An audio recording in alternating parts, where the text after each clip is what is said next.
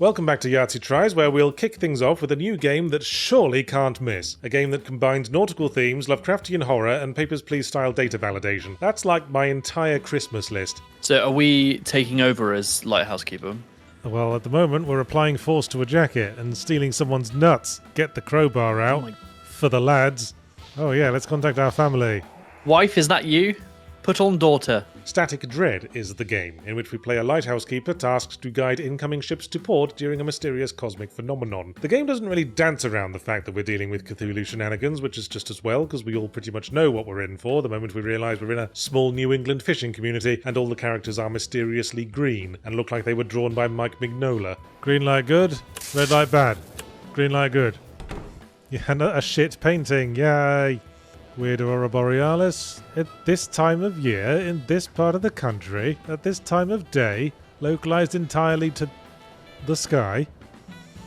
Yes. So what the game entails is wandering around the small handful of rooms available in the lighthouse, waiting for a ship to call on the radio, whereupon you draw some lines on a map to guide it to the correct port, and as the nights wear on, more and more strange occult happenings take place as the ineffable forces of chaos encroach closer and closer.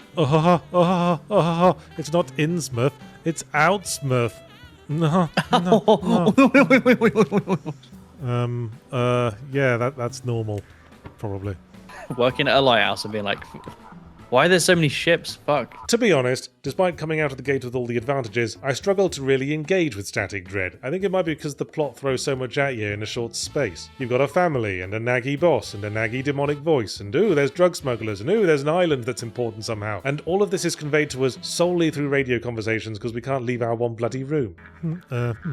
Hey, that cobweb wasn't there before. Fucking spiders, mate, they're always spinning. Oh no! Stop anomalying! No. Commit crime, but do it in secret. That's what I always say. Go to hell. As I say, the game doesn't hold back with establishing the cosmic horror stuff. So rather than a slow, mysterious build-up of subtle wrongness, we scarcely have a moment to ourselves before someone's banging on the door to tell us a six-bollocked octopus or whatever. What?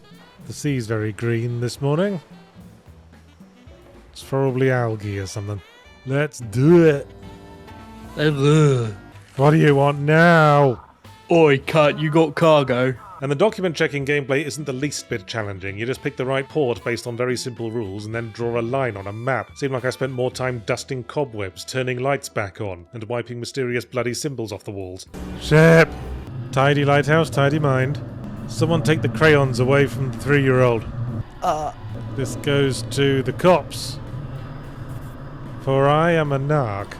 In brief, I just wasn't getting immersed enough to get into it, you know? Like when the sea's too cold and you have second thoughts about swimming the moment the water level reaches groin height. So our next game was Advent Neon, a solo-developed 2D platformer that at first glance is a pretty straight Sonic knockoff, little cartoon-running guy with spiky head somersaulting into robots, but which turns out to have a few more ingredients thrown in. It's also a little bit Mega Man-y, and has a rather involved melee combat system, including both a parry and a Bayonetta-esque slow-mo counter if you dodge at the right moment. Act 1, Act 1, Act 1, Act 1.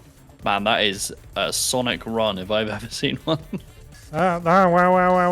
Shit. Goal! Fuck you. Don't rank me on time. I hate that shit. Phew, that's a lot to throw onto one little game's shoulders. A Sonic-style movement system where you're called upon to react at a moment's notice necessitates that the physics and moment-to-moment gameplay be very tightly designed, and we're lacking a little polish here. The jumping's a bit snippy, and the directional dodges and attacks don't always crack off in the direction I would prefer them to, and I can definitely feel the gears grinding when the gameplay shifts from zipping very fast along grind rails to being locked in combat arenas. Number 2, that comes after 1, level 2. Parried right up his bum. Let's go for speed. Let's go. Oh, shit. No. Fuck you. Slow and steady wins the race. There! Ow! Oh. You sneaky bum. There's something very exhausting about playing Advent Neon, and not just because of the inescapable lurid vaporwave colour scheme. I feel there's a pacing issue. We get herded from running track to punch up with scarcely a pause for breath, and difficulty ramps up way too quick. Fucking that guy up. I don't know what you are, but you must die. That's okay. Ow! This is upsetting. Fuck. Then there's the story, which makes the classic misstep of having characters standing around explaining the situation instead of showing it to us, introducing a whole bunch of other characters in quick succession we know nothing about to also stand around explaining to each other why they're all very interesting people and we should totally give a shit. No, no, no, no, no. Oh my god! It might seem like I'm doing well, but I'm really just holding on for dear life. Oh fuck! Have you done him? I think I've done them. I don't know. I hate to be too picky with solo devs there, but for the grace of God go us all. And hey, I thought Pizza Tower was too exhausting to play as well, so maybe I'm just past the point I should have retired to exclusively review train timetable management games. So let's bring things down to a cozier level with our next game, a pleasant little puzzle platformer by the name of Ooh, which is trying to be a cozy, streamlined experience, but has got to be pretty aggravating for anyone trying to Google it. What does this mean? What does this mean? Great question. This is the same developer that made Electhead, if you remember that game. No. Ooh. You play an adorable little sphere who gets swallowed by a giant bird and must now embark upon an odyssey, presumably to escape via the giant bird's butthole. In order to navigate the challenges that await you, you have the ability to spawn a little bomb. And if you sit on the little bomb when you detonate it, it projects you in the appropriate direction. You know that thing Metroid players do where they use artful combinations of coordinated morph ball jumps to get to places they're not supposed to? It's like a whole game of that. Hey. Hey. Toffee. Shut up. Is Toffee barking? He's got a beef with the gardeners. No. I am a little pink goon and I'm trying to do the thing. But there's also that thing very tiresome people call a Metroidbrania. Besides the bit where you acquire the ability to drop a second bomb, you never acquire ability upgrades or anything like that. Your ability to move around and manipulate your bombs is gated against multiple techniques that you have from the beginning of the game, but don't yet know about. And I gotta say, this game's a fucking masterclass in player training. You go through the current area and learn of a new ability your bombs possess, that they can destroy certain walls or float on slime or can be balanced on your head, by putting you in a situation where you're forced to do it. Oh, I can't drop the bomb. Unless I drop the bomb here, and then stand... Oh. No, the new TV series, that's supposed to be pretty good. A lot of things are supposed to be pretty good, like capitalism.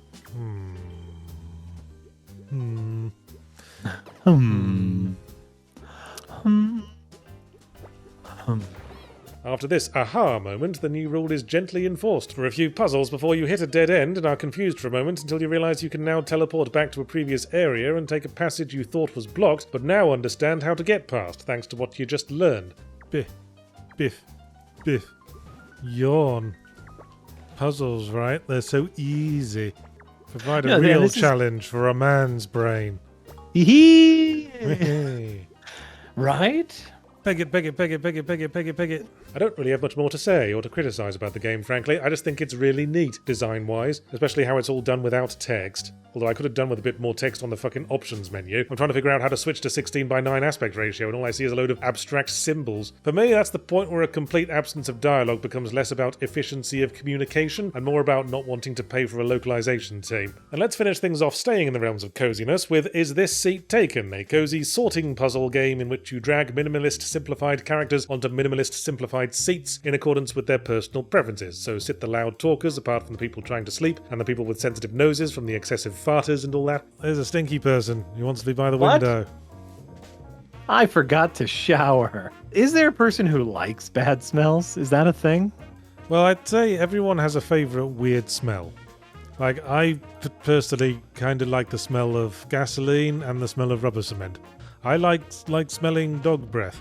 Though not Toffee, because sometimes he's been noshing on his own butt and his breath smells of poo. It starts off straightforward, but gets increasingly complicated as level by level you find yourself sorting more and more little people with more and more complicated rules. So you eventually find yourself having to find a place for someone at the cinema who wants to make loud comments, use their phone, wear a big hat, and sit in the front row. Sadly without the option of throwing them into a huge bin. Alright, this game's easy.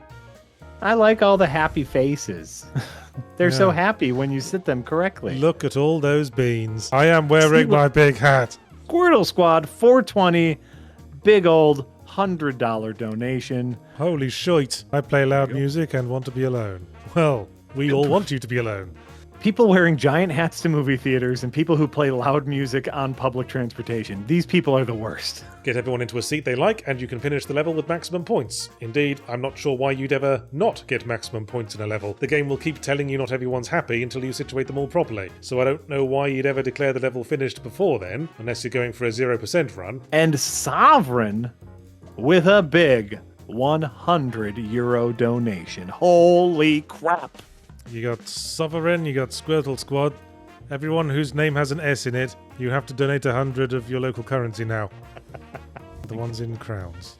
The ones in crowns? Yes. That's not usually how weddings work. It might have made sense if you were on a timer, or were only allowed to move people a certain number of times, but no, we can't do that. That would turn the game into a challenge. That might needlessly stress out the players of our cozy game, and also make it actually a game. Well then ditch the whole rating system, you idiot. I do not want to share a table with someone elegant.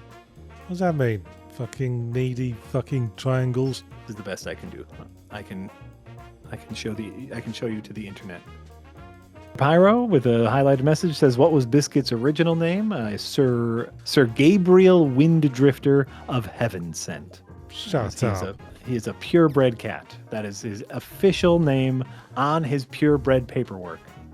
Sounds like what an elf would call a boat. Despite the minimalist art, I think there's still a certain inefficiency in the visuals. Some of the characters' conditions are conveyed with icons, like the fact that they play music or talk too much or smell weird, but for other things you have to look at a text box to learn that they want to sit by the aisle or have a nose-picking habit, and I feel with a little imagination, that all could have been done with icons as well, and been a bit more visually immediate. In conclusion, it's a nice enough game. Eventually I got bored, much as I am right now, of talking to you. Sod off. I guess that's the end of my shift. I don't really care.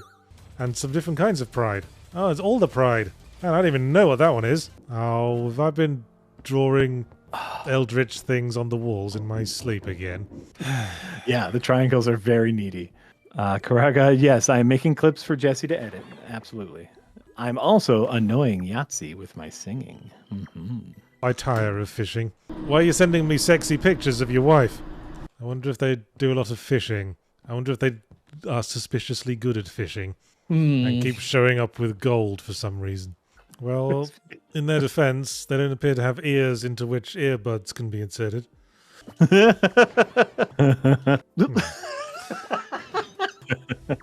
Oh, God.